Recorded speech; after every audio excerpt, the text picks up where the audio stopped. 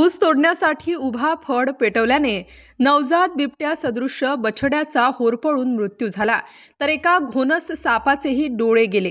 ही घटना नागाव येथील हिंगणे मळ्यात घडली। घटनास्थळी वन विभागाच्या अधिकाऱ्यांनी भेट देऊन घटनेची पाहणी करत बछड्याची वैद्यकीय तपासणी घटनास्थळी करण्यात आली। ऊसाला आग लागताच बिबट्याने फडातून पळ काढल्याचे फडकर्त्यांच्या एका लहान मुलाने पाहिले। वनरक्षकांकडून परिसरात पाहणी व शेतकरी बांधवांना शेतात काम करताना सावधानतेने करण्याचे आवाहन।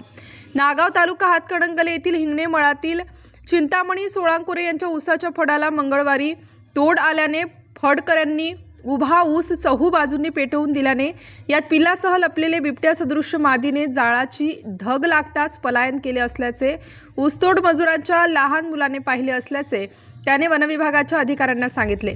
पण मुलाने केलेल्या वर्णनावर अधिकाऱ्यांनी अविश्वास दाखवत ज्या दिशेने बिबट्याने पलायन केले त्या परिसरात बिबट्या सदृश्य प्राण्याची काही पाहुल खुणा सापडतात का ते पाहिले, पण त्यांना काही सापडले नाही। त्यामुळे आज रात्री ड्रोन कॅमेऱ्याद्वारे त्याचा तपास करण्यात येणार असल्याचे अधिकाऱ्यांनी सांगितले। या आगीत बिबट्याच्या बछड्याचा मृत्यू झाला, त्याचबरोबर एका घोणस जातीच्या विषारी सापालाही आपले डोळे गमवावे लागले। यावेळी करवीरचे रेंज फॉरेस्ट अधिकारी रमेश कांबळे, नरंदे वनपाल MS पोवार, वनरक्षक विकास घोलप, अमोल चव्हाण यांनी घटनास्थळावर येऊन घटनेची पाहणी व तपास केला, तर टोप पशुवैद्यकीय अधिकारी अश्विनी बोंगार्डे यांनी वैद्यकीय तपासणी केली। Subscribe now and press the bell icon. Never miss an update.